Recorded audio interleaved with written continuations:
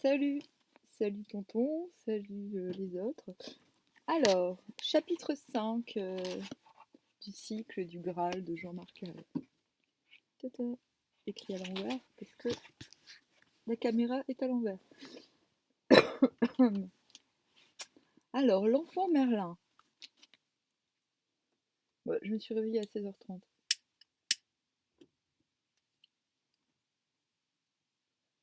Et mon marque-page est une carte Pokémon appartenant à mon fils qui, je ne sais plus qui a 18 ans maintenant et qui est loin, qui est à la fac, je sais plus où. Alors, lorsque notre Seigneur descendit aux enfers pour en libérer ceux qui avaient mérité d'être sauvés, il y eut un grand désarroi chez les démons. Ils se réunirent et se dirent entre eux: qui est donc cet homme qui a transgressé nos lois, qui a brisé nos défenses rien que par le son de sa voix, qui a pénétré nos secrets les plus profonds et qui a agi selon sa seule volonté? Nous n'avions jamais imaginé qu'un homme né d'une femme pût échapper à notre emprise et nous défier de cette façon. Or, celui-ci est tel que nous n'avons aucun pouvoir sur lui, et qu'il nous torture et nous écrase de toute sa force. Et les démons se lamentaient, perdant toute confiance. Ils savaient désormais que les humains pouvaient leur échapper s'ils écoutaient les paroles de ce Jésus, le Nazoréen, qui était mort sur la croix et qui avait ressuscité le troisième jour, pour la plus grande gloire de Dieu. Et de tous les démons, le prince des ténèbres n'était pas le moins affligé. Il avait beau tourner et retourner dans sa tête les données du problème, il ne trouvait aucune solution. Fallait-il donc laisser faire et demeurer éternellement dans cette effrayante solitude qui était celle des enfers? Il y eut de nombreuses conférences, les conférences de l'enfer, de multiples débats, mais cela ne déboucha sur rien d'autre que des paroles sans effet. On appelle ça du verbiage.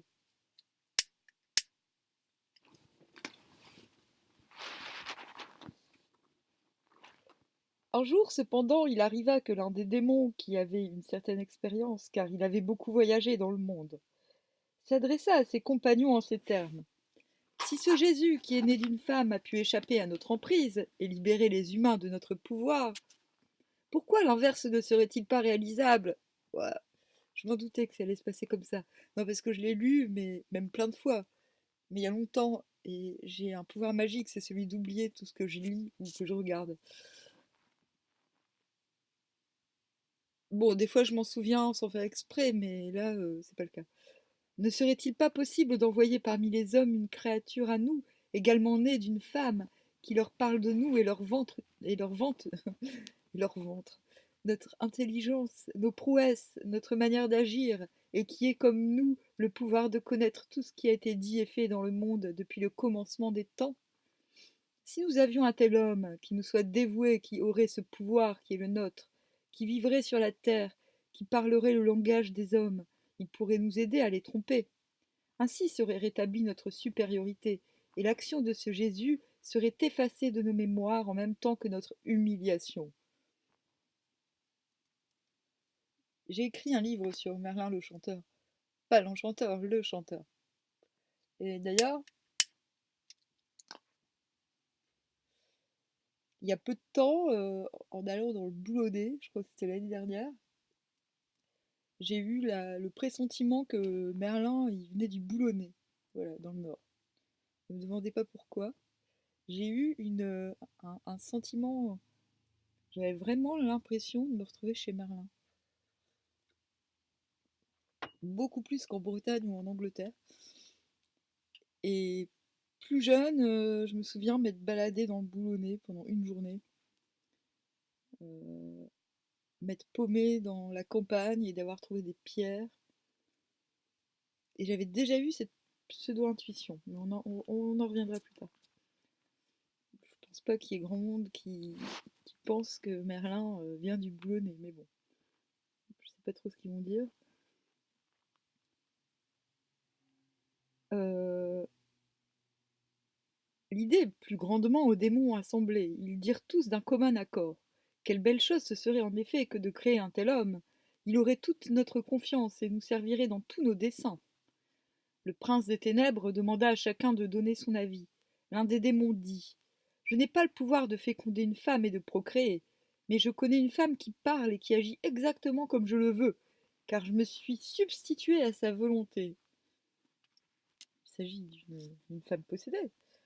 Un autre fit remarquer: Parmi les nôtres, il doit bien y en avoir un qui soit capable de prendre la parole d'un homme et de féconder une femme.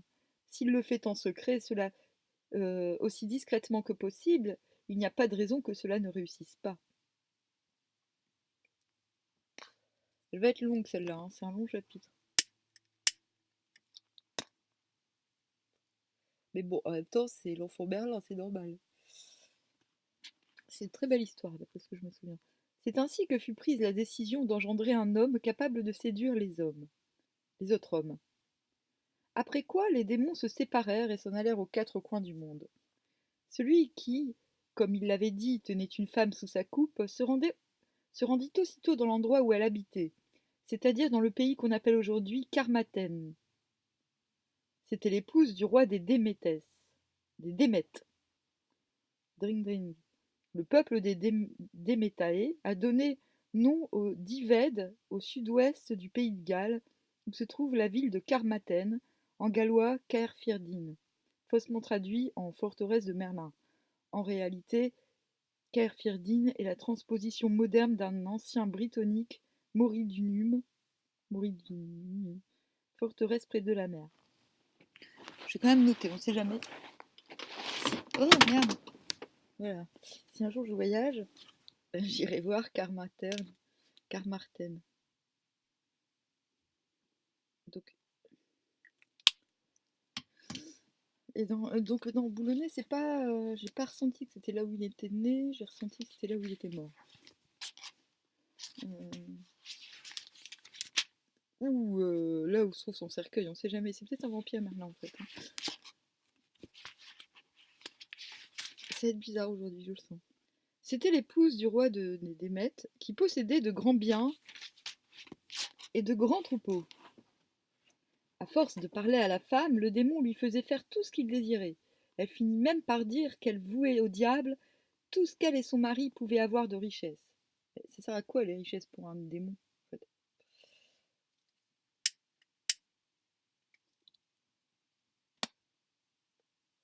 Sauf dans les séries télé Netflix.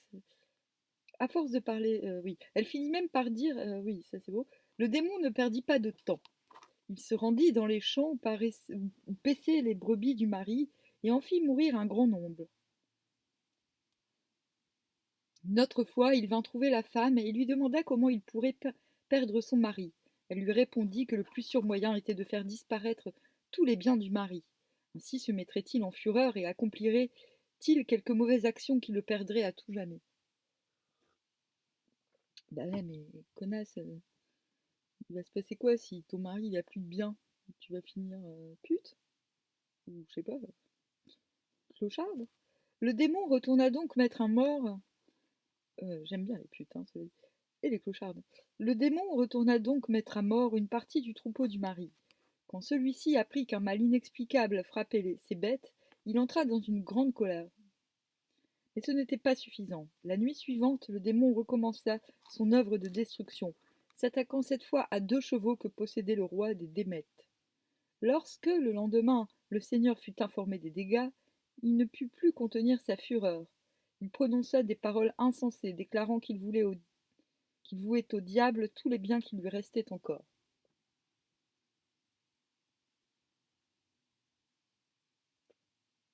C'est pas là. Le démon en fut tout joyeux. Il redoubla ses coups, et pour le ruiner encore davantage, cette fois il lui tua toutes ses bêtes. Rempli de désespoir, le roi s'enfuit loin de toute présence humaine, et le démon sut alors qu'il ferait de lui tout ce qu'il voudrait. Le roi avait un fils et 2 filles qui l'aimaient tendrement, et le démon vint auprès du fils qui dormait paisiblement, et, sans plus s'attarder, il l'étrangla.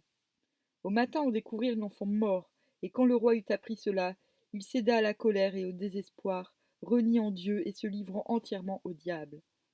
Alors le démon vint trouver la femme grâce à laquelle il était parvenu à ses fins. Il l'encouragea à monter sur un coffre, dans son cellier, et à passer une corde à son cou, puis à repousser le coffre et à s'étrangler. On la retrouva donc morte. Et quand le roi apprit qu'il avait perdu sa femme en plus de son fils, il en éprouva une telle douleur qu'il tomba malade et mourut quelques jours plus tard. Tout ça pourquoi, en fait? La nouvelle de cette tragédie se répandit dans tout le pays et causa surprise et émotion. Désormais, de cette famille royale, il ne restait plus que 2 jeunes filles, très belles et de bonne éducation, mais qui se trouvaient exposées à tous les dangers. Le démon le savait et s'en réjouissait, bien décidé à tout tenter pour que l'une d'elles pût devenir la mère de cet enfant tant désiré par les esprits infernaux. Il jeta son dévolu sur l'aînée, mais pour l'atteindre de façon plus certaine, il préféra utiliser des moyens détournés. Il avait à sa dévotion un jeune homme à qui il faisait accomplir tout ce qu'il voulait, et il envoya celui-ci rôder autour de la plus jeune, qu'il sentait la plus faible et la plus malléable.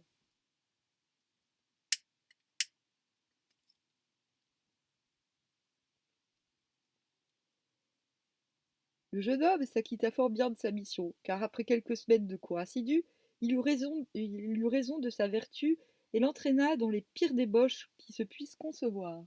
Des détails?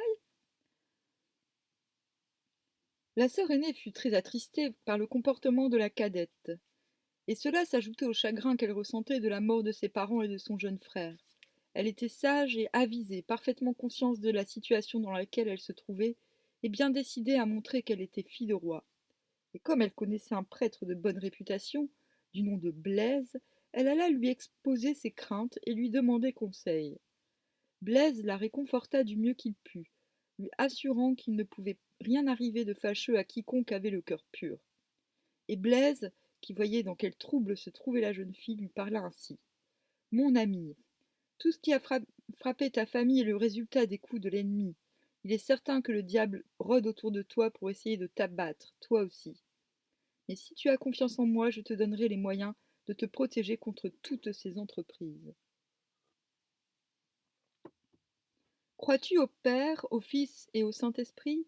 Crois-tu que ces 3 personnes ne font qu'une en Dieu, et que notre Seigneur est venu sur cette terre pour nous indiquer le chemin qui mène vers la lumière? La jeune fille répondit: Oui, je crois tout cela, et je le croirai jusqu'à ma mort, comme je crois que notre Seigneur est le Maître et le Roi de ce monde. Je le supplie donc de me garder des ruses du diable. Ma chère fille, dit encore le prêtre, si telle est ta croyance, ni le diable, ni les démons, ni quelque autre puissance maligne ne pourront rien contre toi. Mais je t'en prie, ne te mets jamais en colère, car c'est de préférence lorsqu'un homme ou une femme s'abandonne à une violente colère que le diable s'insinue dans l'âme et dans le corps. Et de plus, avant d'aller dormir, fais toujours sur toi le signe de la croix, et prends garde qu'il y ait toujours une lampe allumée là où tu dors, car le diable ne se plaît que dans l'obscurité. Il déteste la lumière et ne vient guère rôder là où elle brille. La jeune fille retourna chez elle, réconfortée et déterminée à suivre point par point ce que lui avait dit le prêtre. Elle mena ainsi pendant longtemps une vie paisible et réglée. Personne ne put la séduire et jamais le diable n'entendit dire qu'elle avait commis une mauvaise action.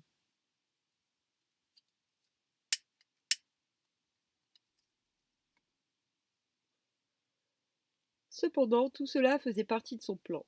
Il lui envoya d'abord une vieille femme qui avait mené une vie dissolue et qui obéissait toujours à ses ordres. Au cours de la conversation, cette femme lui parla ainsi. Que c'est triste de penser qu'un corps aussi beau que le tien ne trouve pas de plaisir entre les bras d'un homme.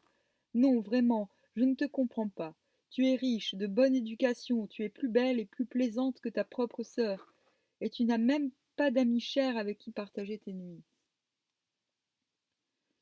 Si tu savais la joie que nous avons, nous les autres femmes, lorsque nous sommes en compagnie de nos amis, il ne faut pas attendre la vieillesse pour profiter des attraits que la nature nous a octroyés. J'aurais préféré, quant à moi, n'avoir pas de pain à manger, plutôt que de me priver d'un homme, et je te plains de ne pas connaître de tels plaisirs. Ce discours ébranla quelque peu la jeune fille. La nuit venue, au moment d'aller dormir, elle se déshabilla, se mit toute nue, et contempla son beau corps, pensant que la vieille avait peut-être raison. Mais, avant de se coucher, elle prit bien soin d'allumer sa lampe et de faire le signe de la croix sur elle. Et le lendemain, elle alla tout raconter au prêtre Blaise. Celui-ci lui expliqua que le diable ne s'avoue jamais vaincu et qu'il faut toujours lutter contre ses ruses, jour et nuit, sans jamais désespérer.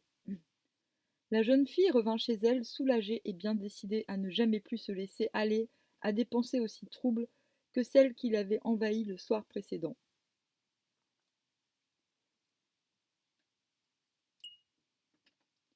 C'est alors que le démon décida d'agir. Il fit en sorte que la sœur cadette, celle qui vivait dans la débauche, vint lui rendre visite en compagnie de jeunes gens qui ne valaient pas mieux qu'elle. Quand elle vit sa cadette, l'aînée ne put s'empêcher d'être saisie par la colère. Ma sœur, dit-elle, tu ne devrais pas venir sous ce toit, du moins tant que tu ne changeras pas de conduite. Quand on apprendra que je t'ai reçue, on croira que je t'approuve et on me blâmera. La cadette sentit la fureur l'envahir. Elle répondit vivement à sa sœur qu'après tout, la maison était autant à elle-même qu'à celle qui l'occupait, et qu'elle faisait partie de leur héritage à toutes les deux. Étoisant fièrement son aînée, elle ajouta que sa conduite à elle était encore plus détestable, car il était visible qu'elle aimait le prêtre Blaise d'un amour coupable, et que sans aucun doute, selon les lois en usage, elle serait conduite sur le bûcher pour ce crime abominable. Quand elle entendit ces accusations, l'aînée redoubla de colère, et ordonna à l'autre de quitter les lieux immédiatement. Mais la cadette refusa. Je suis ici chez moi, dit-elle. Alors l'aînée la saisit par les épaules et voulut la mettre dehors, mais les jeunes gens qui l'accompagnaient se mirent à la battre cruellement en lui débitant les pires injures. Et quand ils furent lassés de la frapper, elle s'échappa et courut s'enfermer dans sa chambre.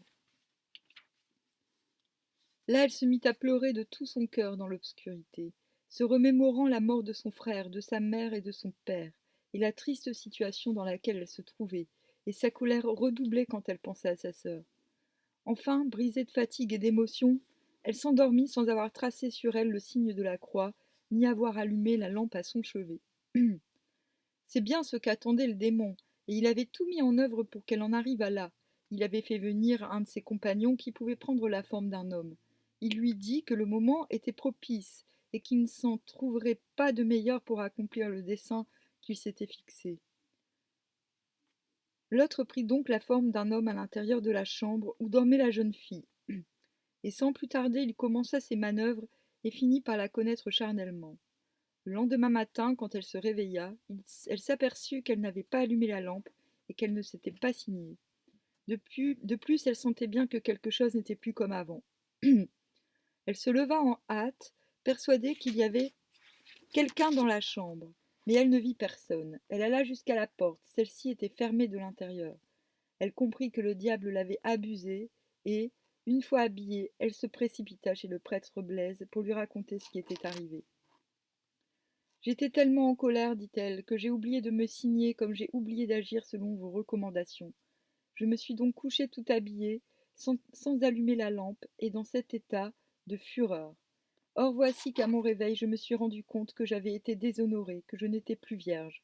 Alors j'ai fouillé ma chambre, mais en vain, et je me suis même assurée que la porte était bien fermée.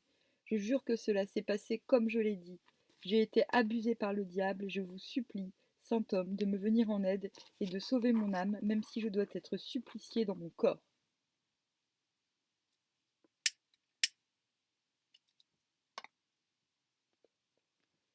Le prêtre Blaise fut fort surpris de ce que disait la jeune fille, car il n'avait jamais rien entendu de tel.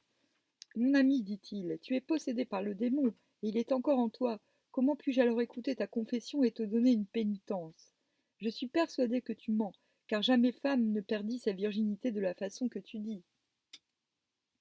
Sans savoir qui est le coupable, ou du moins sans le voir, voudrais-tu me faire croire qu'une telle chose t'est arrivée durant ton sommeil? La jeune fille répondit. Dieu me sauve et me préserve de tous les maux. Je vous jure sur mon salut éternel que je dis la vérité. Fortement ébranlé par l'accent de sincérité qui émanait des paroles de la jeune fille, et ému par sa douleur, le prêtre Blaise tenta de la consoler du mieux qu'il put. Mais il lui dit qu'il ne lui donnerait l'absolution que lorsqu'il aurait la certitude que tout s'était passé ainsi qu'elle l'avait dit, et il renvoya la jeune fille chez elle en lui ordonnant de garder le silence sur cette affaire.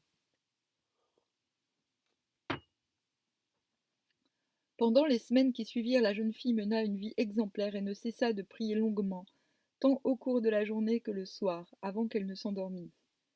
Le démon qui l'avait ainsi tourmenté comprit qu'il l'avait bel et bien perdue, car jamais il ne pourrait plus rien sur elle, et il fut très chagriné par cet échec. La jeune fille vécut ainsi jusqu'au moment où il lui fut impossible de dissimuler son état, car elle grossissait et s'arrondissait, si bien que les femmes qui la servaient s'en aperçurent et lui dirent qu'elle était enceinte. Elle leur répondit que c'était vrai. Mais quand elles lui eurent demandé de qui elle était enceinte, et qu'elle eut répondu qu'elle ne le savait pas, elles s'écrièrent: Faut-il que vous ayez couché avec tant d'hommes pour ne pas savoir qui est le père? Elle leur dit alors: Que Dieu me refuse d'accoucher si j'ai eu consciemment des rapports avec un homme. À ces mots, les femmes se signèrent et dirent tristement: Voilà qui est chose impossible, cela n'est arrivé à aucune femme. À toi pas plus qu'aux autres. C'est sans doute que tu aimes en secret celui qui est responsable de ta grossesse et que tu veuilles le protéger. Car la loi est formelle. Quand les juges sauront ton état, tu devras ou périr sur le bûcher avec ton amant si on le retrouve, ou bien tu devras devenir prostituée, vendant ton corps à ceux qui te paieront. La jeune fille fut effrayée par ce que disaient les femmes, et leur dit encore: Que Dieu sauve mon âme, aussi vrai que je n'ai jamais vu ni connu celui qui m'a mise en cet état. Et quand les femmes furent parties, elle s'en alla tout raconter au père Blaise. Le prêtre ne put plus douter de la réalité. La jeune fille était enceinte. De plus en plus surpris, il se fit confirmer la nuit et l'heure où l'événement s'était produit. Puis, après avoir longuement réfléchi, il lui dit: Ne crains rien. Quand cet enfant que tu portes naîtra, je saurai bien si tu me dis la vérité. Si tout s'est passé comme tu le dis, il faut avoir confiance en Dieu, car tu n'es pas responsable de cet acte, et Dieu ne peut que te sauver de la mort. Certes, tu devras vivre des moments pénibles, car lorsque les juges apprendront l'affaire, ils commenceront par saisir tes biens et te donneront à choisir entre mourir ou devenir prostituée. Ne perds pas courage, et dès qu'on viendra pour t'emprisonner, fais-moi immédiatement prévenir pour que je puisse venir à ton aide. Effectivement, quand les juges arrivèrent dans le pays, ils entendirent parler de cette femme qui était enceinte et qui prétendait n'avoir jamais connu d'homme, et ils la firent comparaître devant eux. Mais elle fit prévenir le prêtre Blaise, qui se hâta d'aller à l'audience. D'ailleurs, les juges le citèrent comme témoin. Seigneur, lui demandèrent les juges, penses-tu vraiment qu'une femme puisse être enceinte sans jamais avoir connu d'homme? Blaise leur répondit: Je ne vous dirai pas tout ce que je sais, du moins maintenant, mais je peux vous demander, si vous jugez que mes paroles sont sages, de ne pas livrer cette femme au supplice tant qu'elle est enceinte. Ce ne serait ni raisonnable ni juste, car cet enfant ne mérite pas la mort, puisqu'il n'a commis aucune faute et n'a pas participé au péché de sa mère. Si vous le livrez au supplice, vous pourrez être sûr que vous aurez tué un innocent.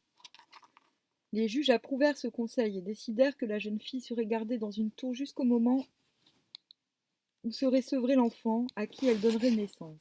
Et quand elle fut enfermée dans la tour, entourée de femmes pour la garder, le prêtre lui dit par la fenêtre: Quand ton enfant sera né, fais-le baptiser au plus tôt, et envoie-moi chercher lorsqu'on te fera sortir d'ici pour te conduire au bûcher.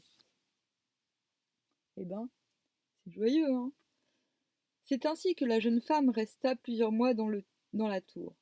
Rien ne lui manquait, car les juges lui avaient procuré tout ce qui était nécessaire et l'avaient confié aux femmes qui étaient enfermées avec elle. Elles restèrent donc toutes dans la tour jusqu'au moment où naquit l'enfant, selon la volonté de Dieu.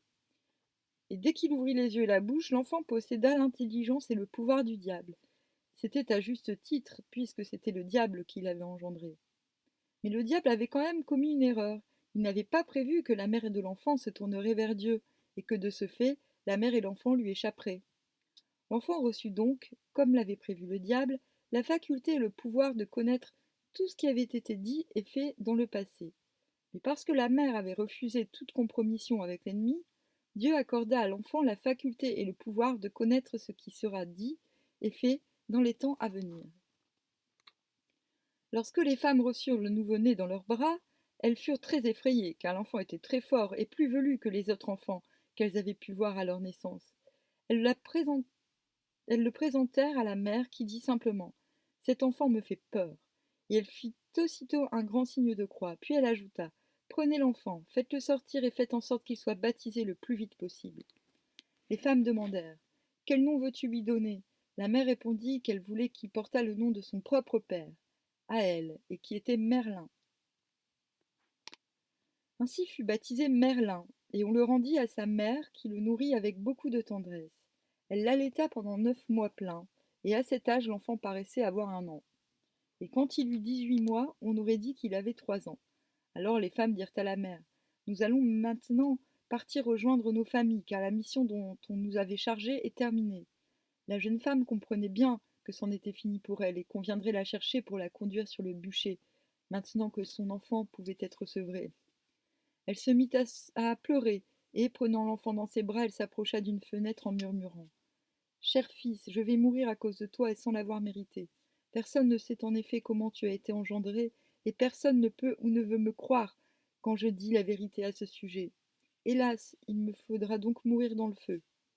Alors l'enfant regarda sa mère, ouvrit la bouche et dit très distinctement: Chère mère, je t'en prie, ne crains rien, je ne serai en aucun cas responsable de ta mort. Quand elle entendit son fils parler ainsi, la mère fut très effrayée. Elle appela les femmes et leur raconta ce qui venait d'arriver. Mais elles ne la crurent pas. Alors la mère prit l'enfant dans ses bras et demanda aux femmes de la menacer pour voir la réaction qu'aurait l'enfant en les entendant ainsi parler. Elles dirent: Quel malheur qu'une si belle femme que toi soit brûlée à cause de cette créature. Il aurait mieux valu qu'il ne naisse pas. L'enfant dit alors: Vous mentez, c'est ma mère qui vous a demandé de prononcer ces paroles. Les femmes étaient abasourdies. Ce n'est pas un enfant, se disaient-elles, c'est sûrement un démon. Et elles se mirent à lui poser quantité de questions. Taisez-vous et laissez-moi tranquille, s'écria Merlin. Vous voyez bien que vous m'ennuyez. Vous êtes plus insensé et chargé de péché que ma mère. Évidemment, les femmes étaient furieuses de se voir traitées ainsi, et elles étaient de plus en plus persuadées que l'enfant était un diable. Elles se répandirent partout, en racontant ce qu'elles avaient vu et entendu. Les juges décidèrent qu'il était grand temps de supplicier la mère. Le jour fut donc fixé. Il ne restait plus que quelques jours avant le délai fatal. La mère y songeait sans cesse et ne savait comment échapper à son destin. À la fin, elle ne put plus retenir ses larmes. Alors les gens qui la gardaient aperçurent le jeune Merlin qui déambulait dans la tour éclater d'un grand rire qui leur donna le frisson. Comment dirent-ils à Merlin. Tu ris méchamment parce que ta mère sera bientôt brûlée à cause de toi. Maudit sois-tu et maudite soit l'heure de ta naissance. Il faut que tu sois vraiment un démon pour te réjouir du sort de cette malheureuse. Mais au lieu de la répondre, l'enfant Merlin se mit à rire de plus belle. Au jour fixé, la jeune mère fut extraite de la tour et conduite devant les juges. Elle était venue avec son enfant sur les bras. Les juges demandèrent aux femmes qui avaient gardé la mère de Merlin dans la tour s'il était vrai que l'enfant parlait. Elles racontèrent aux juges exactement ce qui s'était passé. Mais les juges, tout surpris, déclarèrent qu'il lui en faudrait savoir beaucoup plus s'il voulait sauver sa mère. Puis ils demandèrent à celle-ci de se préparer au supplice. Seigneur, dit-elle, j'aimerais auparavant m'entretenir avec mon confesseur. On le lui accorda volontiers. Le prêtre Blaise se trouvait là, en effet, car il avait été prévenu. La jeune femme s'en alla dans une pièce retirée en compagnie de Blaise, laissant Merlin parmi la foule assemblée. Chacun essayait de faire parler l'enfant, mais il se contentait de regarder tout le monde avec indifférence. Quand sa mère revint, Merlin retourna dans ses bras. Alors les juges firent une dernière tentative. Femme, dis-nous quel est le père de cet enfant, prends bien garde de nous rien cacher. La jeune femme répondit: Sur mon salut, je jure que je n'ai jamais vu ou connu le père de cet enfant, et que je n'ai jamais été dans une telle intimité avec un homme pour en devenir enceinte. Les juges délibérèrent, puis ils interrogèrent les femmes qui avaient été dans la tour, leur demandant si elles croyaient qu'une telle chose fût possible. Elles ne purent que confirmer qu'une telle chose était impossible. Les juges revinrent alors devant Merlin et sa mère. Rien ne s'oppose plus à ce que justice soit faite. À ce moment, Merlin sauta des bras de sa mère et bondit devant les juges. Toup! Il s'écria avec véhémence. Ce n'est pas de sitôt que ma mère sera mise à mort. Si l'on mettait à mort tous ceux et toutes celles qui ont eu des relations charnelles avec d'autres personnes que leur épouse ou mari, il faudrait brûler au moins les 2 tiers de ceux qui sont présents. Je connais bien leurs secrets, et si je le voulais, je pourrais les leur faire avouer, quand bien même ce serait déplaisant à entendre pour certains. Il y en a ici qui ont fait pis que ma mère.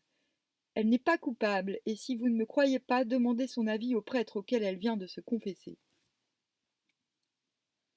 Quand il fut interrogé, le prêtre répéta mot pour mot tout ce que la mère de Merlin lui avait dit. Les juges lui demandèrent alors S'il croyait vraiment que tout s'était passé comme elle le prétendait, Blaise l'affirma haut et fort, puis il ajouta: Je lui ai assuré que justice lui serait rendue et qu'elle ne devait pas perdre confiance. Elle vous a expliqué elle-même comment elle fut séduite pendant son sommeil, dans sa chambre dont la porte était fermée de l'intérieur. Certes, c'est un véritable prodige que la naissance de cet enfant, mais si cette femme ne peut s'en expliquer, c'est probablement parce qu'il n'y a rien à comprendre. Alors Merlin prit la parole. De plus, Seigneur prêtre, tu as soigneusement noté la nuit et l'heure où j'ai été engendré, et il est facile de savoir l'heure et le jour où je suis né. On peut donc vérifier ce que dit ma mère.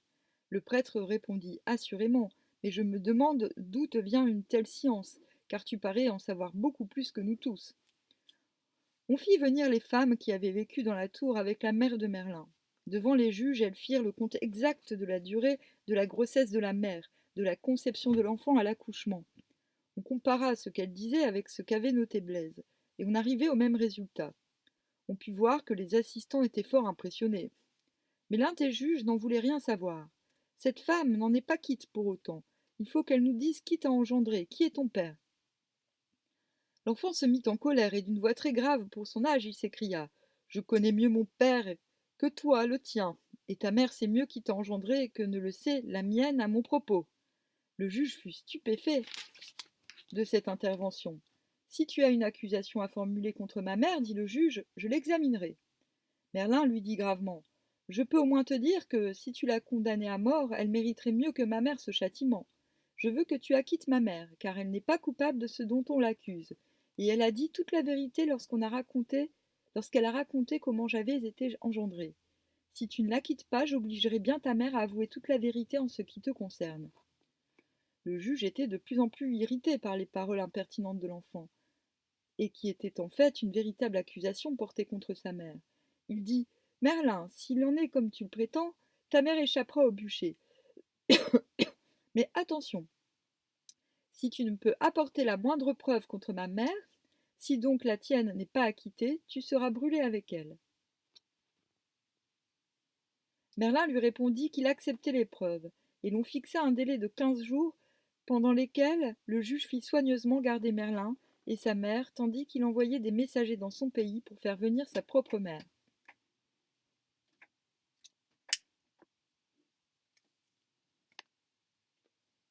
Aujourd'hui, la mère du juge arriva, et on fit sortir Merlin et sa mère pour les faire comparaître devant tout le peuple assemblé.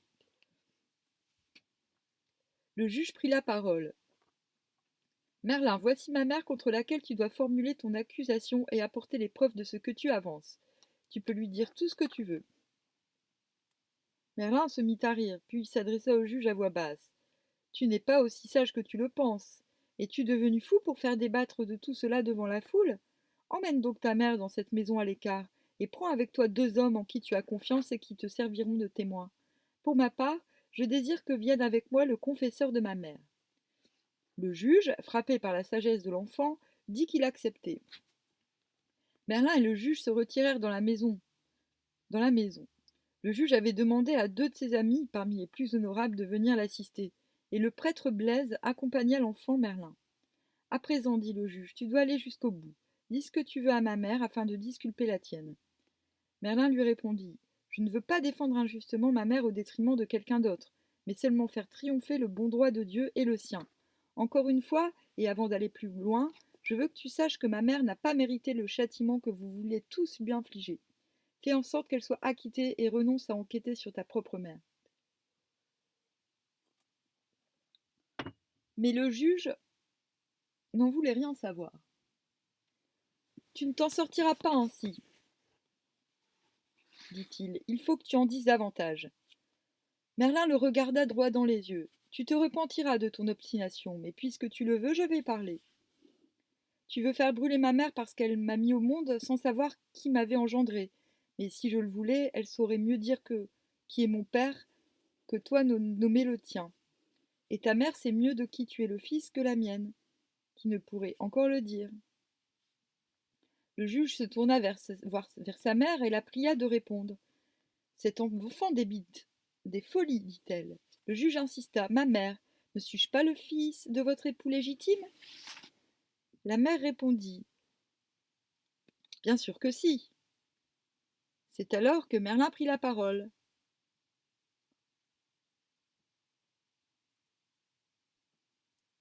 Dame, il te faut dire la vérité, même si cette vérité t'en coûte beaucoup. Car si tu ne la dis pas maintenant, ton fils aura toujours des doutes et il en concevra de l'amertume envers toi. La dame se mit en colère et s'écria: La vérité? Mais je l'ai dite, la vérité, maudit démon qui vient tourmenter les honnêtes gens et leur raconter des balivernes. Merlin insista. Dame, tu sais très bien qu'il n'est pas le fils de celui qu'il croit. La mère du juge commençait à être inquiète. Et de qui est-il le fils? Demanda-t-elle. Tu sais bien qu'il est le fils du prêtre de ton église, et je vais t'en donner la preuve. La première fois que tu as couché avec lui, tu lui as dit que tu avais peur qu'il ne te fasse un enfant. Il t'a répondu que cela ne se produirait pas, et que d'ailleurs, chaque fois que vous coucheriez ensemble, il noterait soigneusement le jour et l'heure. En fait, il craignait que tu puisses le tromper avec un autre homme, d'autant plus qu'à cette époque tu étais brouillée avec ton mari. Lorsque l'enfant a été conçu, tu n'as pas tardé à te plaindre d'être enceinte. Le juge n'en croyait pas ses oreilles. Est-ce vrai, ma mère? Demanda-t-il. C'est un tissu de mensonges et d'ineptie, s'écria-t-elle. Mais je n'ai pas terminé, dit Merlin. Voici donc comment les choses se sont passées. Quand tu t'es aperçu que tu étais enceinte, tu as demandé au prêtre de te réconcilier avec ton mari avant qu'il ne remarque ton état. Le prêtre est allé le trouver et a su si bien l'embrouiller que vous vous êtes effectivement réconciliés et que vous avez couché ensemble. Il a donc cru que l'enfant était de lui, comme le croient la plupart des gens, et ton fils, ici présent, en est lui-même persuadé. Mais par la suite, le prêtre et toi, vous avez continué votre manège, et vous, et vous le continuez encore.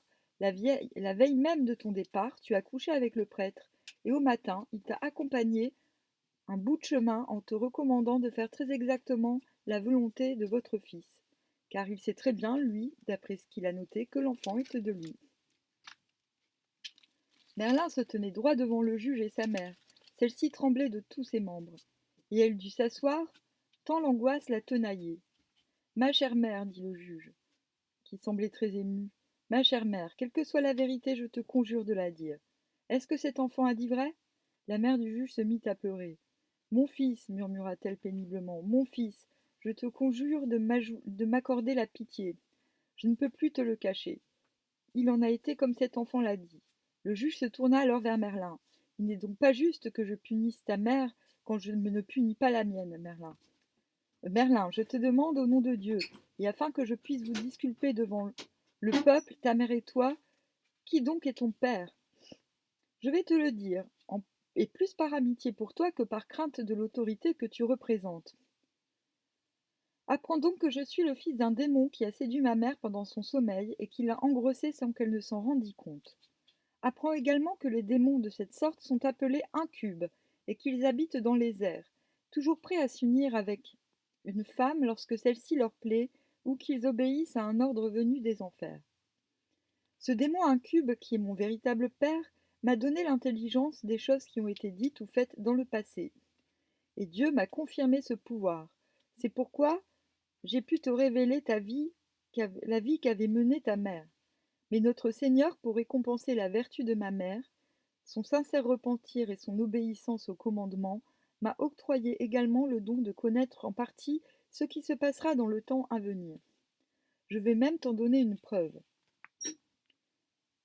Merlin emmena le juge à l'écart et il reprit à voix basse.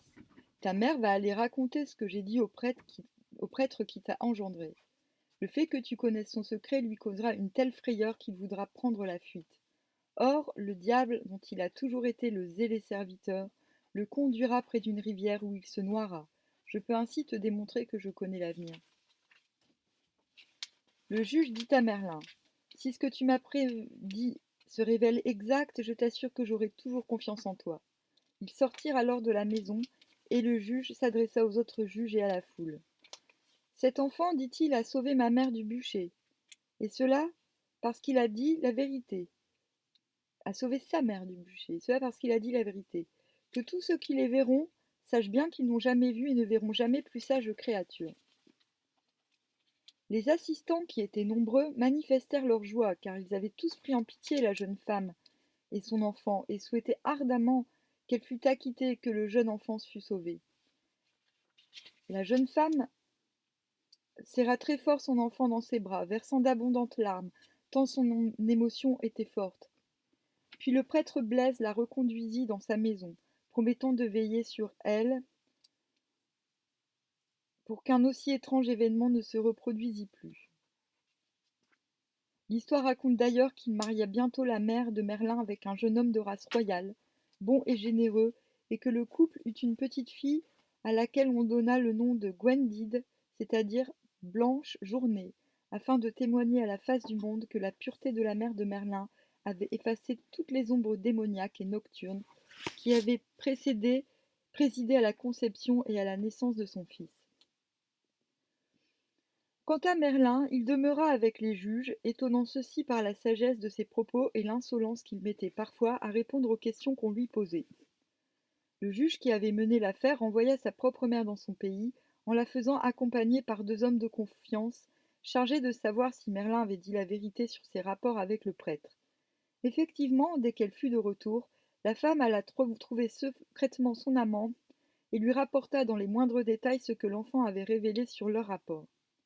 En l'entendant, le prêtre fut terrifié et ne sut quoi répondre. Mais persuadé que le juge le tuerait dès qu'il reviendrait, il estima qu'il devait s'enfuir, et, ayant traversé la ville, il se trouva alors au bord d'une rivière. Là, le désespoir le prit, et il se dit qu'il était préférable pour lui de mourir noyé que de se voir tué par son propre fils, ou jugé et brûlé ensuite. C'est ainsi que le diable, dont il avait accompli les volontés, le poussa à se jeter dans la rivière et à s'y noyer. Les 2 hommes que le juge avait envoyés pour suivre l'affaire le virent se noyer et prirent bien garde d'intervenir. Ils revinrent immédiatement auprès du juge et lui racontèrent tout ce qui s'était passé. Le juge fut bien surpris, car il n'avait pas cru qu'arriverait ce qui avait été prédit. Il fit part des événements à Merlin, et quand Merlin entendit l'histoire, il se mit à rire et dit « Tu vois bien maintenant que je dis la vérité, mais je te prie de rapporter tout cela au prêtre Blaise. » Après avoir parlé ainsi, Merlin retourna dans la maison de sa mère. Cependant, le prêtre Blaise ne savait trop quoi penser de tout cela. Persuadé que la mère de Merlin était innocente de toute faute, il ne pouvait s'empêcher de s'inquiéter à propos de l'étrange faculté de Merlin de connaître le passé et de prévoir l'avenir. Il y avait là, selon sa conscience, quelque chose appartenant au domaine du diable, et pourtant la sagesse de l'enfant n'était pas à mettre en doute. Or cette sagesse ne pouvait être l'œuvre de l'ennemi. Blaise se mit donc à poser à Merlin des questions d'apparence innocente, afin de le pousser dans ses ultimes retranchements, et tenter de savoir ce qu'il en était réellement, tant et si bien que Merlin se mit presque en colère contre le prêtre. Il lui dit « Blaise, ne cherche pas ainsi à me mettre à l'épreuve. Plus tu agiras ainsi, moins je te répondrai, et tu seras de plus en plus embarrassé. Fais plutôt ce que je demanderai, et aie pleine confiance en ce que je te dirai. » Blaise se sentait mal à l'aise devant cet enfant qui paraissait ne pas avoir d'âge, dont le corps frêle ne correspondait pas du tout avec les paroles graves qu'il prononçait. Merlin, dit-il, je t'ai entendu dire de ta propre bouche que tu étais le fils d'un diable. Pour ma part, je te crois, mais ne t'étonne pas de mes réticences, car j'ai peur que tu ne cherches à me tromper. Merlin se mit à rire, comme s'il se moquait de Blaise. Il le regardait avec des yeux pleins de malice, et Blaise ne pouvait plus supporter son regard. Allons, lui dit Merlin, c'est l'habitude des méchants de retrouver partout les défauts qui sont en eux. Ils en deviennent incapables de discerner le bien lorsque celui-ci se dissimule dans une forêt de maléfices. Autrement dit, ils voient le mal partout. Je ne prétends pas que tu sois méchant, Blaise, mais à force de côtoyer les gens qui pensent et font le mal, tu as été atteint par les mêmes flèches du doute et de l'erreur. Tu m'as entendu dire que j'étais le fils d'un diable, et tu n'as aucune raison de douter de cette réalité. Mais crois-tu que le fils du diable puisse être lui-même le diable en personne? Tu es esclave de cette absurdité qu'on répète à loisir, tel père, tel fils. Pourquoi veux-tu qu'il en soit ainsi pour tous les êtres? C'est blasphémer que de le dire, car chaque être est responsable devant Dieu, non seulement de ses actes, mais de ses moindres pensées. Et quand un père est criminel, faut-il pour autant condamner son fils? Blaise n'avait jamais entendu un pareil discours. Mais, dit-il encore, un criminel est un être humain qui peut se repentir et que Dieu peut sauver s'il le mérite. Or le diable, quel qu'il soit, n'est pas un être humain et ne peut être pardonné ni sauvé. Je crains fort que le fils d'un diable soit un diable lui-même. Merlin se mit encore à rire. Décidément, tu es un beau raisonneur. Je crois qu'il me faut utiliser les mêmes raisonnements que toi. Tu m'as entendu dire que j'étais le fils d'un diable, soit, mais tu m'as également entendu dire que Dieu m'avait donné le pouvoir et la faculté de connaître l'avenir. Sais-tu pourquoi Dieu m'a donné ce pouvoir? Car Dieu ne ferait jamais rien au hasard, même si sa volonté n'est pas comprise sur le moment. Apprends donc que Dieu m'a donné ce pouvoir parce qu'il fallait détruire le projet maléfique qui était celui des diables lorsqu'ils voulurent avoir un être humain qui soit leur messager sur la terre. Dieu, dans sa grande sagesse, a permis que je gardasse tous les dons et pouvoirs qui m'ont été transmis par mon géniteur, mais il a fait en sorte que ces dons et pouvoirs puissent servir pour le bien des hommes et l'accomplissement du grand plan divin qui prend forme depuis que le monde a été créé. Et de plus, il m'a donné la faculté de lire dans le grand livre de l'avenir, du moins certaines pages de ce grand livre, car sache bien que seul Dieu connaît la totalité de ce qui adviendra, et que nulle créature ne peut prétendre se substituer à lui. Le prêtre Blaise écoutait avec admiration les paroles de l'enfant. Sais-tu encore, continua Merlin, que le plan des diables s'est retourné contre eux? Le vase qui reçut la semence maudite était trop pur pour leur appartenir, et la vertu de ma mère était telle que non seulement elle n'a jamais été souillée elle-même, mais elle m'a préservé du destin qui m'était dévolu. Si les démons avaient fécondé ma grand-mère, cela ne se serait pas passé de cette façon, car elle était maudite avant l'heure. C'est à cause d'elle que des catastrophes se sont abattues sur mon grand-père, ainsi que sur le frère et la sœur de ma mère, comme celle-ci te l'a raconté. Je ne suis pas l'esclave de l'ennemi, bien au contraire, mais un serviteur de Dieu, comme toi. Or donc je te demande de croire tout ce que je te dirai, et tout ce que j'enseignerai au nom de notre Seigneur. Tout ce que je te révélerai, il faudra que tu le mettes par écrit, que tu en fasses un livre, afin que la postérité en garde témoignage. Et je te raconterai d'abord qu'il y a, non loin d'ici, dans un château que l'on nomme Corbénic, une coupe d'émeraude dans laquelle a été conservé le sang de notre Seigneur.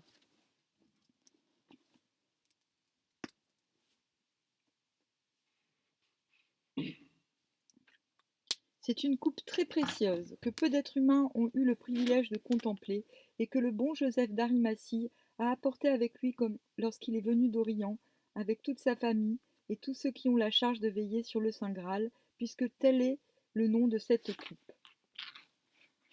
Mais tu ne peux comprendre encore ce que je te dis. Contente-toi d'écrire l'histoire que je vais te raconter. Plus tard tu en auras le sens et l'explication quand le moment sera venu. Et l'enfant Merlin se mit à parler, lentement, calmement, sûrement, et le prêtre Blaise transcrivait le haut livre du Saint Graal, depuis les origines jusqu'au moment où Alain, le riche roi pêcheur, construisit la forteresse qui abritait la coupe sacrée. Et quand Blaise eut fini d'écrire, sous la dictée de Merlin, celui-ci lui dit: Maintenant quitte cette ville et va dans la forêt. Fais-toi ermite et prie notre Seigneur à travers les arbres et les fleurs, car ce sont des créatures comme toi. Je saurai exactement où tu seras, et je viendrai te rejoindre quand il faudra que je te parle à nouveau. Car sache-le bien, j'aurai toujours recours à toi pour transmettre mon message aux hommes qui seront capables de le comprendre. Les autres considéreront cela comme un amusement, mais peu importe, ce qui doit être fait sera fait. Ayant ainsi parlé, Merlin disparut brusquement de la vue de Blaise, sans que celui-ci pût comprendre comment cela s'était produit. Le prêtre Blaise prit donc un bâton et s'en alla vers le nord jusqu'à une forêt, où il se construisit une hutte, sur un rocher, au bord d'une rivière, là où les oiseaux du ciel venaient boire l'eau pure, et où les fleurs sauvages embaumaient l'air de leurs parfums délicats. Et il médita longtemps sur les paroles de Merlin, sachant que celui-ci viendrait un jour lui révéler d'autres merveilles qu'il prendrait grand soin de transcrire pour que cela fût transmis aux générations futures.